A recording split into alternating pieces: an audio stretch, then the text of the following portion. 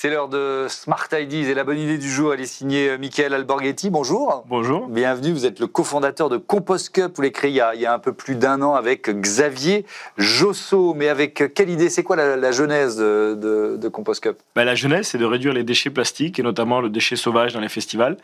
Moi, j'ai une boîte de vin et on participait à des événements. On se rendait compte qu'il y avait des gobelets partout, dans les rivières, etc., qui finissaient après ces événements festifs. On a voulu révolutionner le gobelet qui a été révolutionné par la consigne il y a 30 ans en rendant un gobelet réutilisable et compostable. Alors, un gobelet réutilisable, ça, bon, on commence à le voir beaucoup, hein, on est bien d'accord. Mais alors, compostable, c'est quoi le défi technique que vous devez relever?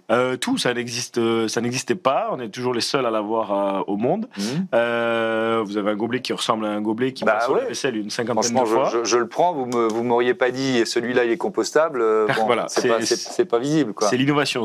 Pour moi, c'est le futur de l'écologie. C'est arriver à remplacer les habitudes d'aujourd'hui avec des matériaux innovants. Donc là, on est sur un matériau 100% naturel, pas issu de pétrochimie aussi. Ça, c'était important pour nous et qui ne contient pas de plastique. Et là, elle est là l'innovation. Mais alors, mais alors c'est quoi? C'est quel matériau s'il n'y a pas de pétrochimie, s'il n'y a pas de plastique? Alors, c'est un matériel qui existe depuis des millénaires dans la nature. Il est synthétisé par des micro-organismes à qui on donne des déchets agricoles. Aujourd'hui, c'était nature. Nous, on a réussi à le concentrer avec des bioréacteurs. Et la matière est extraite, filtrée. Et ensuite, on a travaillé, ça fait 2 ans qu'on travaille dessus, pour réussir à l'injecter comme un plastique, entre guillemets. Alors, votre innovation, elle vient d'où? Elle vient sur la capacité d'utiliser cette matière première et d'en faire un gobelet, ou alors c'est vraiment sur le procédé de départ? Sur la sélection et l'utilisation dans le gobelet. Voilà, aujourd'hui, c'est une matière qu'on ne retrouve pas et qui, nous, on a un dépôt de brevet en cours pour ce gobelet. Après, il y aura d'autres innovations qui viendront, mais là, on se concentre sur le gobelet qui est un des objets les plus abandonnés aujourd'hui dans la nature. Évidemment. Comment vous le produisez? Vous le produisez localement? Vous êtes basé à Bordeaux? Oui, on est basé à Bordeaux, donc c'est une production qui est 100% française. D'accord. On a fait des partenariats avec des injecteurs pour travailler ça et arriver à tenir la cadence de production. Ouais, et alors, la matière première, elle vient d'où? La matière première, elle vient d'Allemagne.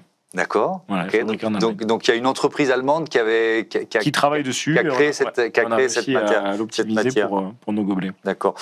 Avec donc la capacité d'utiliser quoi? Des coproduits de l'agriculture, par exemple, au départ? C'est quoi le point de départ? Le point de départ, c'est les bactéries. C'est les bactéries. Ouais, des bactéries qui génèrent cette matière en tant que stockage d'énergie. D'accord. Et les bioréacteurs, on donne des déchets agricoles.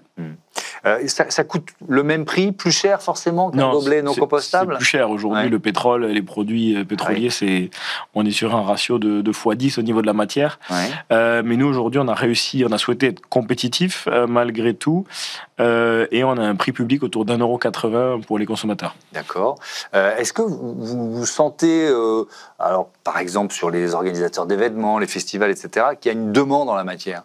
Aujourd'hui, on a été très surpris de la demande.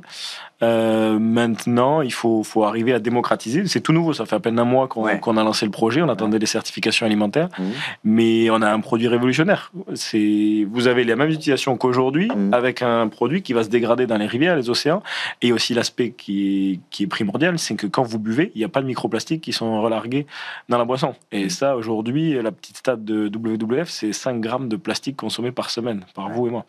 Donc, on est quand même sur une innovation qui apporte beaucoup de choses. Donc vous commencez, donc c'est le début de la commercialisation du produit. Vous avez des premiers clients ou c'est trop tôt? Là, on a des clients, on a des festivals qui sont intéressés, on a des distributeurs qui sont intéressés. Tout le monde va être le premier à avoir le gobelet et voilà, on espère qu'il sera partout dès l'an prochain dans les événements. Est-ce qu'on peut savoir si vous allez décliner finalement, parce que là ça marche pour un gobelet, mais on peut le faire dans d'autres produits du quotidien, j'imagine. On réfléchit tranquillement à d'autres produits du quotidien. Le gobelet nous occupe beaucoup. Je vais trop vite, quoi. Non, et en fait, le gobelet, il a l'avantage qu'aujourd'hui, il a un prix facial. Aujourd'hui, vous avez votre consigne à 1 à 2 €. Ça reste un produit quand même assez à valeur ajoutée, et c'est un produit qui est réutilisé beaucoup de fois. On va pas aller faire des assiettes en plastique, dans la mesure où on peut avoir des assiettes qui sont lavables aussi et qui sont en matière naturelle quasiment, quoi.